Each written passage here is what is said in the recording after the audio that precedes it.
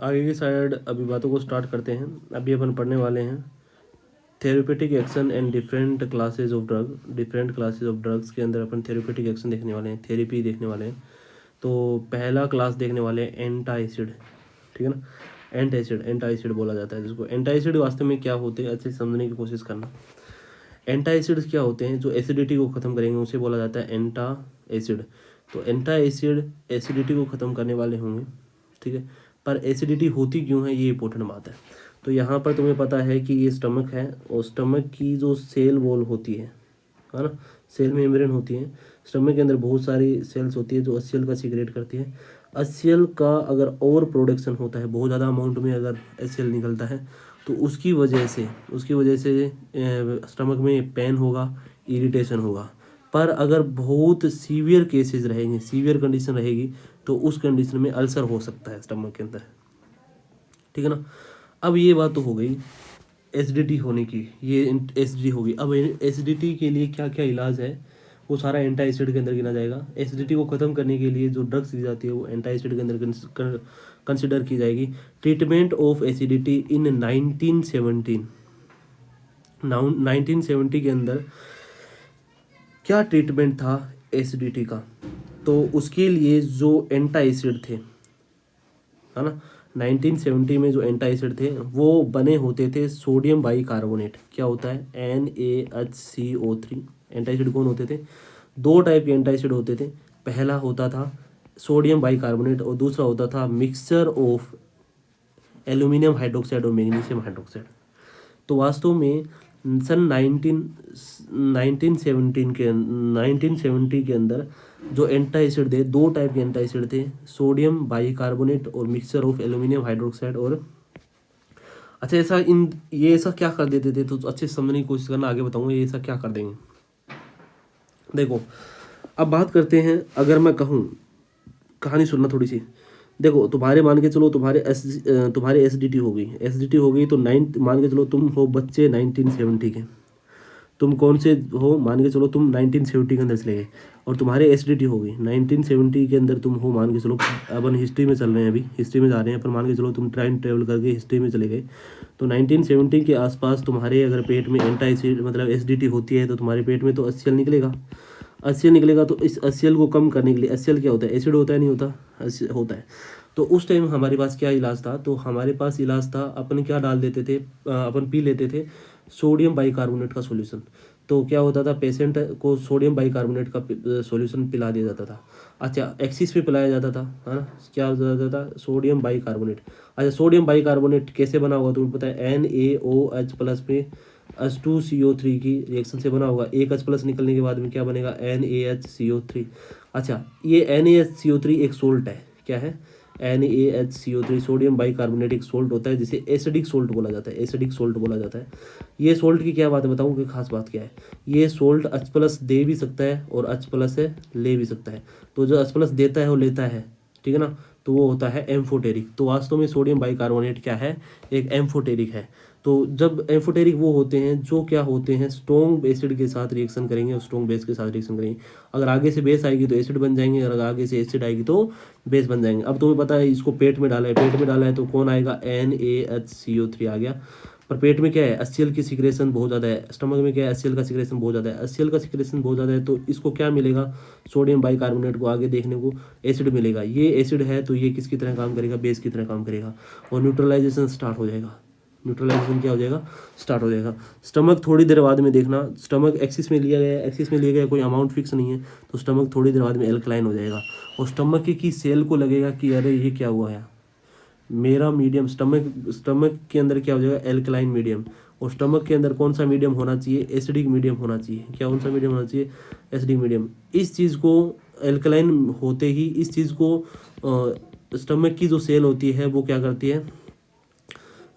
Stomach की जो cell होती है वो सिग्नल भेजती है किसको? माइंड को, कि कुछ तो सीक्रेशन कराओ। तो वेगस नर्व से यहाँ पर एक सिग्नल आता है और जल्दी जल्दी और HCl का सीक्रेशन करता है। तो क्या हुआ कि तुमने लिया तो क्या है?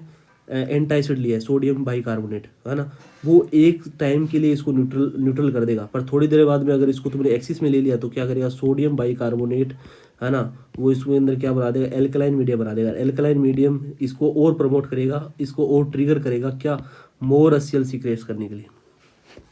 तो स्टमक एल्कलाइन स्टमक क्या हो जाएगा, एल्कलाइन हो जाएगा। और जो इस चीज़ को, जैसे ही स्टमक एल्कलाइन होगा, क्योंकि तुम्हें पता है ना स्टमक कभी भी एल्कलाइन नहीं होता, स्टमक के अंदर एसिडिक पीएच होनी चाहिए। तो यहाँ पर अगर एल्कलाइन होता ही वो इस चीज़ को ट्रिगर करेगा, किसको, प्रोडक्शन ऑफ मोर एसिड, और थोड़ी देर बाद में क्या होगा, पहले से ज़्यादा एसिड बनना स्टार्ट हो जाएगा। तो एसिडिटी का इलाज कराने गए, है ना, और ज़्यादा एसिडिटी लेके आ गए, ये तो कोई इलाज नहीं हुआ, ये तो कोई इलाज नहीं हुआ। तो बड़ी बात गंभीर बात थी, है ना। तो डॉक्टरों को भी इस चीज़ का बड़ा ध्यान रखना पड़ता था कि सोडियम बाइकार्बोनेट कहीं ज़्यादा ना टिपा दिया जाए, ज़्यादा ना दी दी जाए, है ना। तो बहुत ही एकदम कैलकुलेट अमाउंट में ही डालना पड़ता था। फिर भी डॉक्टर कभी कभार ज़्यादा डल जाता तो बहुत ज़्यादा एसिडिटी हो जाती थी, ठीक है ना। तो ये एक प्रॉपर इलाज नहीं था, ठीक है ना। आगे बढ़ते हैं।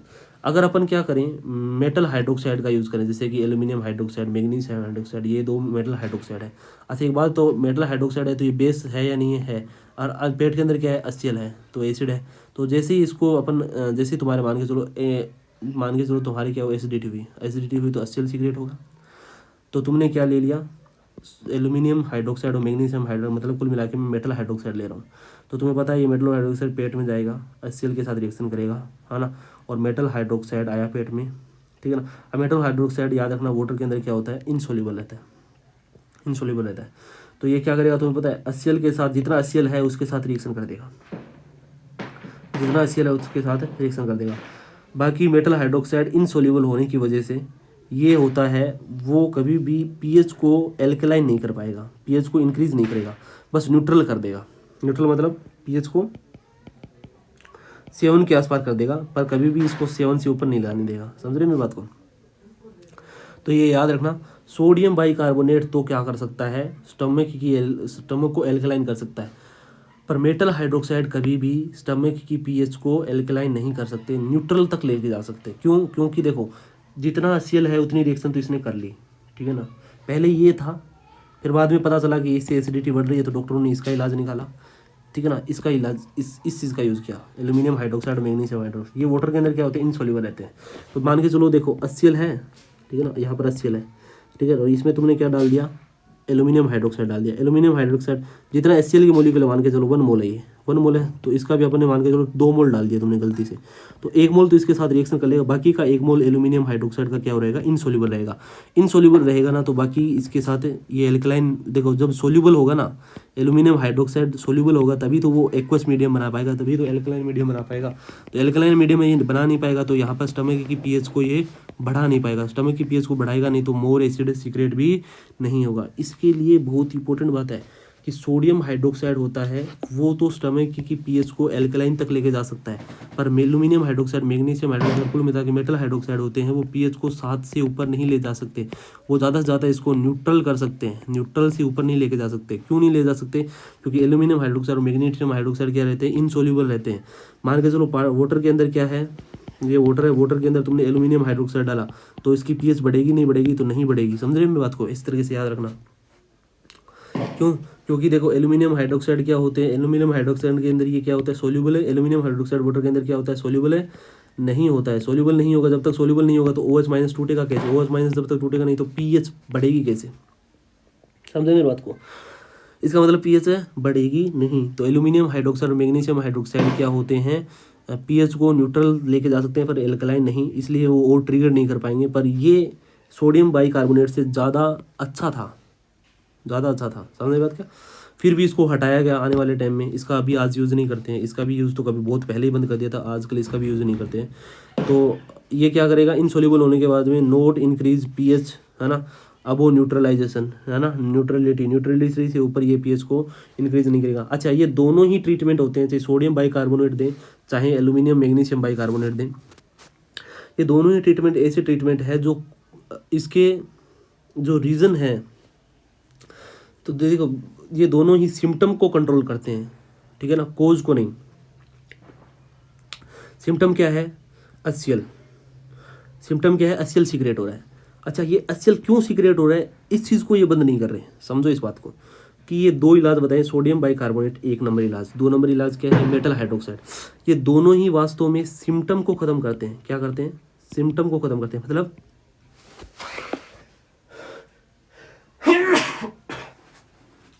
ये दोनों ही क्या करते हैं, सिम्टम को खत्म करते हैं। मतलब ये HCl को खत्म करेंगे। HCl क्यों सीक्रेट हो रहा है, देखो दो चीज़ होती है। एक तो मैं HCl क्यों सीक्रेट हो रहा है उसके रीज़न को पता करूं और उस रीज़न को ही निपटा दूं, तो HCl सीक्रेट होना बंद हो जाएगा। एक तो होता है उसका पूरा कोज ही खत्म कर देना, रूट कोज ही खत्म कर देना, है ना। HCl सीक्रेट क्यों हो रहा है, ज़्यादा क्यों सीक्रेट हो रहा है, तो उसके रूट कोज को ही खत्म कर देना। एक होता है HCl जो सीक्रेट हो रहा है, ठीक है ना, HCl जो सीक्रेट हो रहा है उसको खत्म करना। तो HCl को खत्म करना मतलब HCl के मतलब उस सिम्टम खत्म कर रहे हैं। अगर HCl क्यों सीक्रेट हो रहा है उसके रीज़न को खत्म करना मतलब उसके मेन रूट कोज को तुम डिस्ट्रॉय कर रहे हो। दोनों ही ऐसी ड्रग्स थी उस टाइम 1970 के दौरान जहाँ पर इन ड्रग्स के अंदर केवल और केवल सिम्टम को ख़त्म किए जा रहे थे, है ना। कभी भी रूट कोज को ख़त्म नहीं किया गया। तो both are control only symptoms, not the cause या फिर रूट कोज, ठीक है ना।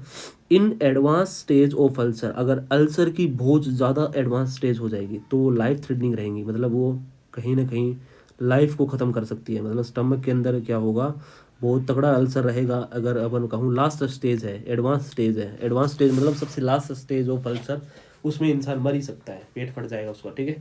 तो ये चीज़ें होंगी। पर अगर वो लास्ट स्टेज से पहले है तो उसका ट्रीटमेंट कैसा करा जाए, तो हो सकता है कि जिस पार्ट में अल्सर है उसको रिमूव कर दिया जाए, removal of effective part of stomach.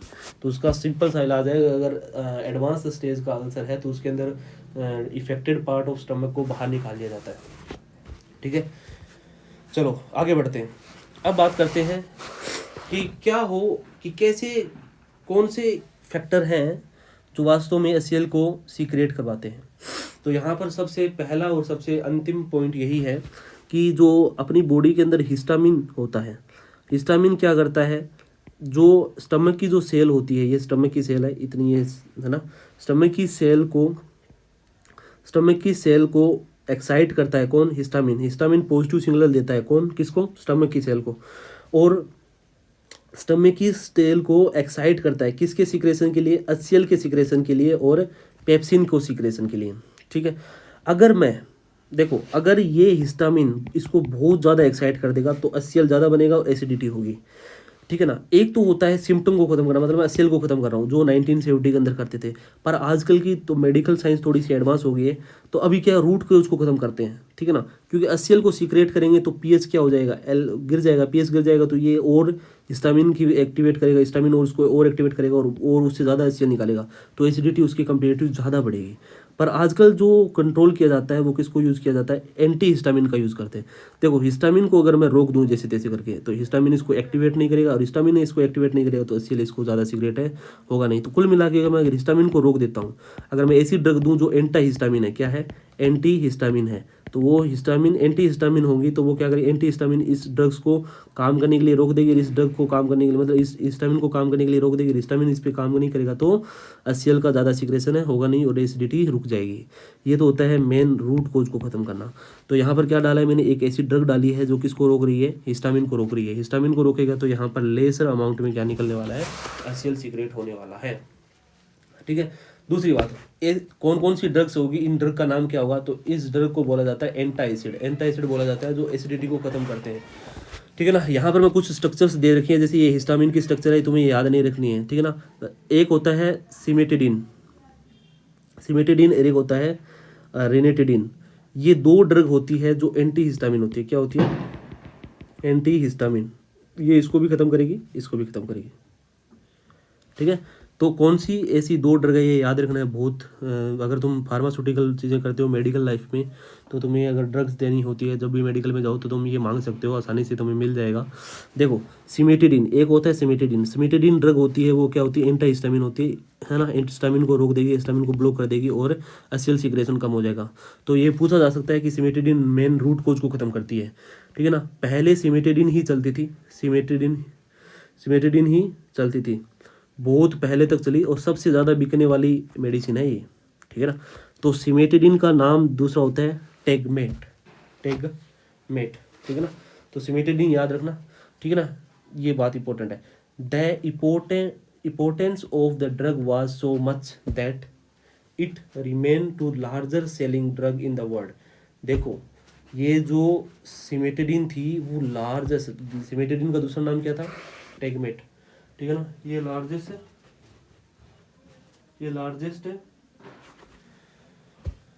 हाँ ये लार्जेस्ट बिकने वाली ड्रग है इन द वर्ल्ड वाइज, ठीक है ना, ठीक है। जब तक कोई दूसरी ड्रग, दूसरी एंटी हिस्टामिन रिसर्च में नहीं आई, तो फिर अनटिल अनोदर ड्रग रिनेटिडिन मतलब जेनटेक यूज किया गया, वाज डिस्कवर्ड। जब तक जेनटेक का डिस्कवरी नहीं हुई तब तक वर्ल्ड वाइड सबसे ज़्यादा बिकने वाली जो मेडिसिन थी वो थी सिमेटिडिन एंटाहिस्टामिन।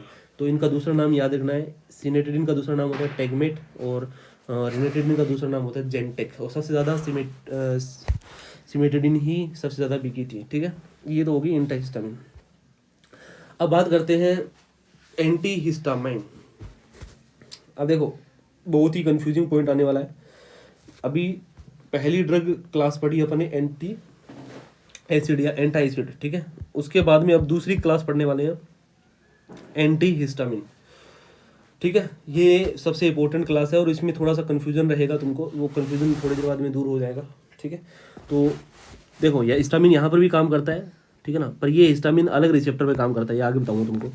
तो यहाँ पर अभी जो ड्रग आ रही है, अभी नेक्स्ट क्लास आएगी, वो ड्रग की कौन सी आएगी, एंटी हिस्टामाइन। एंटी हिस्टामाइन होगी, वो कैसे काम करेगी वो सुनो अच्छे से। तो हिस्टामाइन क्या करता है, हिस्टामाइन का क्या काम होता है, अपनी बॉडी के अंदर हिस्टामाइन क्या करेगा, और हिस्टामाइन को रोकने के लिए कौन सी ड्रग आएगी, एंटाहिस्टामाइन। तो हिस्टामाइन का काम याद रखना है तुमको। हिस्टामाइन का काम क्या है, पोटेंट वेसोडाइलेशन। देखो अपनी जो ब्लड वेसल होती है उसको फैलाने का, वेसोडाइलेशन में मदद करता है कौन, हिस्टामिन, ये तुम जानते हो। और इसका सेरोटोनिन होता है वो उसके अपोजिट काम करता है। तो ब्लड के अंदर या अपनी बॉडी के अंदर दो ऐसे हार्मोन होते हैं, जैसे कि हिस्टामिन क्या करता है, ब्लड वेसल्स को डायलेट करता है, और सेरोटोनिन क्या होता है, इसको कॉन्ट्रैक्ट करता है। तो ब्लड वेसल को डायलेट करने का काम क्या होता है, हिस्टामिन का होता है। तो वेसोडाइलेशन के लिए मेन कौन होता है, तो हिस्टामिन वेसोडाइलेशन के लिए सबसे इंपॉर्टेंट रोल प्ले करता है, ठीक है। तो वेसोडाइलेशन के लिए, पर इसके अपोजिट हिस्टामिन तो क्या करता है, ब्लड वेसल को तो डायलेट करता है, पर क्या करता है, ये स्मूथ मसल ऑफ ब्रोंकाई, मतलब अपने जो फेफड़े होते हैं ना, ब्रोंकस और ब्रोंकाई फेफड़ों, है ना, उनकी जो स्मूथ मसल होती है उनको कॉन्ट्रैक्ट करता है। मतलब अगर अपनी बॉडी के अंदर हिस्टामिन ज़्यादा सीक्रेट होगा, तो ब्लड वेसल तो क्या हो जाएगी, डायलेट हो जाएगी, ब्लड प्रेशर क्या हो जाएगा, डिक्रीज हो जाएगा, ब्लड वॉल्यूम क्या हो जाएगा, डिक्रीज हो जाएगा। पर क्या चीज़ अपनी बॉडी के अंदर कौन सी एक ऐसी चीज़ होगी जो कॉन्ट्रैक्ट होगी। देखो हिस्टामाइन का काम होता है डायलेट करना, हर चीज़ को डायलेट करता है हिस्टामाइन, पर कौन सी एक ऐसी चीज़ होगी जिसको वो कॉन्ट्रैक्ट करेगा, तो अपनी जो फेफड़े होते हैं ना सांस लेने, ठीक है ना, it contract the smooth muscle in the bronchi and gut. अपने जो पेट की जो मसल होती है, गट की जो मसल होती है, और ब्रोंकाई जो अपने लंग्स की जो मसल होती है, उनको क्या करता है, कॉन्ट्रैक्ट करता है ना। और relax other muscle like a blood vessel, ये बाकी सारी मसल को क्या कर देता है, रिलैक्स करता है, पर उन सबको कॉन्ट्रैक्ट करता है। तो अगर हिस्टामिन ज़्यादा सीक्रेट होगा तो सांस लेने में दिक्कत आएगी, पहले बता रहा हूँ, क्योंकि सांस लेने में दिक्कत आएगी, क्योंकि जो ये ब्रोंकाई होगी वो कॉन्ट्रैक्ट हो जाएगी और सांस लेने में दिक्कत आने वाली है, ठीक है ना। तो अगर हिस्टामिन बहुत ज़्यादा सीक्रेट होगा तो responsible for the nozzle congestion, nozzle के कॉन्जेशन के लिए ये इंपॉर्टेंट रोल प्ले करता है। क्यों होता है नोजल कॉन्जेशन, क्यों हिस्टामिन सीक्रेट होता है, जब मान के चलो तुम सांस ले रहे हो, है ना, तुम सांस ले रहे हो और तुम में मान के चलो खेत में काम कर रहे हो, तो कई बार ऐसे पोलन ग्रेन क्या करते हैं, पोलन ग्रेन की वजह से बहुत ज़्यादा एलर्जी होती है। तो पोलर ग्रेन तुम्हारी अगर तुमने इनहेल कर लिया तो तुम्हारी थोड़ी देर बाद में क्या होगा, बॉडी को लगेगा कि कोई तो बाहर से आया है। बॉडी को अपने और पराये में पहचान की होती है नहीं, बॉडी को अपने और पराये में पहचान का पता होता है। तो बॉडी को लगेगा अरे यार कोई तो बाहर आया है ना, इनहेल करते टाइम कोई ना कोई तो बाहर से आया है। मान के चलो पोलन ग्रेन तुमने इनहेल कर लिए, तो तुम बॉडी को ऐसा लगेगा कि कोई ना कोई बाहर से आया है। तो बॉडी क्या करेगी, उसको आने से रोकेगी। आने से कैसे रोक सकती है बॉडी, वो करेगी कि जो आ रहा है उसको तुम मान के चलो तुम किसी घर में घुसते हो, तो वो तुम्हें नहीं चाहता कि वो तुम घर में घुसो। मान के चलो तुम किसी घर में गए तुम्हारे दोस्त के, पर वो नहीं चाहता कि तुम उसके घर में घुसो, ठीक है। तो वो क्या करेगा, खिड़कियाँ बंद कर देगा ना। ऐसे ही क्या करेगा कि जब पोलन ग्रेन अपने बॉडी के अंदर घुसता है ना, तो बॉडी चाहती है कि ये नहीं घुसे, तो वो क्या करेगा, ब्रोंकाई को कॉन्ट्रैक्ट कर देगा, ब्रोंकाई को कॉन्ट्रैक्ट कर देगा ताकि वो अंदर ना आए। पर तुम्हें पता है वो जब ब्रोंकाई को कॉन्ट्रैक्ट करेगा तो कॉन्ट्रैक्ट करने के लिए किसका सीक्रेट करेगा, हिस्टामिन का सीक्रेट करेगा, है ना, हिस्टामिन का सीक्रेट करेगा ना। तो ब्रोंकाई क्या हो जाएगी, कॉन्ट्रैक्ट हो जाएगी, ब्रोंकाई क्या हो जाएगी, कॉन्ट्रैक्ट हो जाएगी। और ब्रोंकाई कॉन्ट्रैक्ट हो जाएगी तो तुम्हें सांस लेने में दिक्कत आएगी। फिर तुमने क्या करते हो, है ना, एलर्जी जिसकी होती है, फिर वो एक इनहेलर रखता है, इनहेलर रखता है तो वो क्या होता है, जल्दी जल्दी क्या होता है, एंटी हिस्टामिन ड्रग को, जैसे होता है ना वो मूवी में अंदर देखा होगा, जिसको अस्थमा होता है तो वो अस्थमा पंप रखता है, उसमें क्या होता है, एंटी हिस्टामिन होता है, क्या होता है, एंटी हिस्टामिन होता है। तो एंटी हिस्टामिन क्या करेगा, हिस्टामिन के काम को रोक देगा। हिस्टामिन क्या काम कर रहा था, ब्रोंकाई को कॉन्ट्रैक्ट कर रहा था, पर अभी क्या होगा, एंटी हिस्टामिन आते ही इसको खोल देगा, ब्रोंकाई को खोल देगा, तो सांस आने में तुम्हें आसानी होगी। समझ रहे हो क्या, तो हिस्टामिन का काम समझ रहे हो ना। तो एसोसिएटेड विद कॉमन कोल्ड, जब मान के जुकाम होगी, एलर्जिक रिस्पॉन्स की वजह से तुम्हें हिस्टामिन क्या कर देगा, नेजल कॉन्जेशन कर देगा। हाँ या ना। चलो अब देखो एंटी हिस्टामिन ड्रग की बातें कर लेते हैं। कौन कौन सी ड्रग होगी जो इनहेलर में यूज की जाती है ना, जो अस्थमा के पेशेंट को दी जाती है, जो सिंथेटिक ड्रग होगी जिसको बोला जाता है एंटी हिस्टामिन। ये याद रखने, पहला आता है ब्रोमफेनरामिन, ब्रोमफेनरामिन इसे बोला जाता है डाइमेटेप या फिर डाइमेटेन। ब्रोम मतलब याद रखने का तरीका, ब्रोमफेनरामिन, ब्रोमफेनरामिन मतलब ब्रोंकाई, ठीक है ना। तो ऐसी ड्रग जो ब्रोंकाई के काम आए तो क्या होगा, ब्रोमफेनरामिन। फिर आता है टरफेनाडिन, टरफेनाडिन इसे बोला जाता है, दूसरा नाम क्या होगा, सोल्डिन, सोल्डिन। टरफेनाडिन देखो, जिसकी ब्रोंकाई कॉन्ट्रैक्ट हो जाएगी, जिसको एलर्जी हो जाएगी, उसके अंदर सांस लेने में दिक्कत आएगी, जब वो सांस लेगा तो टर की आवाज़ आएगी, टर की आवाज़ आएगी, तो इसका नाम, उसके लिए टर को ख़त्म करने के लिए कौन सी दवाई देनी पड़ेगी, टरफेनाडिन।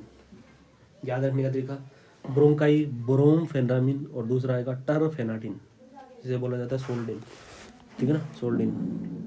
ये एंटी हिस्टामिन होगी, ठीक है। अब ये कैसे काम करती है, तो इसके एक्शन देखते हैं, ये एंटी हिस्टामिन कैसे काम करती है वो सुनना। देखो ये है एक्शन, इसको एक्शन होता है वास्तव में कम्पिटेटिव इनहिबिशन ही होता है, वास्तव में कम्पिटेटिव इनहिबिशन करते हैं। ये है एक्टिव साइट, क्या है एक्टिव साइट। अब देखो यहाँ पर सबस्ट्रेट आके जुड़ता है, सबस्ट्रेट आके जुड़ता है, ठीक है। अब देखो अगर इसके ऊपर हिस्टामिन आके जुड़ गया, हिस्टामिन आके जुड़ गया तो कॉन्ट्रैक्शन हो जाएगा, हिस्टामिन आके जुड़ गया तो इसके ऊपर क्या हो जाएगा, ब्लड वेसल अपना ब्रोंकाई क्या हो जाएगा, कॉन्ट्रैक्ट हो जाएगा। पर अगर तुमने ड्रग ले लिया तो तुम्हें पता है ना, हिस्टामिन और एंटी हिस्टामिन की ड्रग होती है, वो क्या होती है, सेम जैसी दिखती है, तो वो क्या करेगी, इसके साथ कंपटीशन करेगी, इसको साथ कंपटीशन करेगी, मान के चलो इसके साथ कंपटीशन करेगी। और अगर नहीं तुमने एंटी हिस्टामिन बहुत ज़्यादा ले रखा है तो एंटी हिस्टामिन इसके ऊपर आके कम्पिटेटिव इनहिबिशन से इसके ऊपर आके जुड़ जाएगा। और किसको नहीं जुड़ने देगा, हिस्टामिन को जुड़ने नहीं देगा। हिस्टामिन जुड़ेगा नहीं तो क्या होगा, कॉन्ट्रैक्शन नहीं होगा, रिलैक्सेशन हो जाएगा, ठीक है ना। तो ये इंटरेक्शन कर देगा बीच में, क्या होगा, इंटरफेयर करेगा। Anti histamine drug interfere into histamine binding with active site, histamine active site पे बाइंड होगा। इस प्रोसेस के बीच में इंटरफेयर करने के लिए क्या होता है, एंटी हिस्टामिन ड्रग यूज़ किए जाते हैं। एंटी हिस्टामिन ड्रग इस तरह से काम करता है। अच्छा एक क्वेश्चन आता है कि सर ये जो एंटी हिस्टामिन अपन ने खाए हैं, क्या वो यहाँ पर आके जुड़ सकते हैं क्या, इन स्टमक की, क्या यहाँ वाले सिमेटिडिन और रिनेटिडिन की जगह ब्रोमफेनामिन और टरफेनाडिन का यूज़ कर सकते हैं क्या, या फिर टरफेनाडिन की जगह इनका यूज़ कर सकते हैं कि नहीं। इनके लिए रिसेप्टर होते हैं, इन दोनों ड्रग्स के लिए रिसेप्टर होते हैं वास्तव में ब्रोंकाई पे, और इन दोनों के लिए रिसेप्टर्स होते हैं, रेनेटिन और सिमेटिडिन के लिए स्टमक की सेल पे।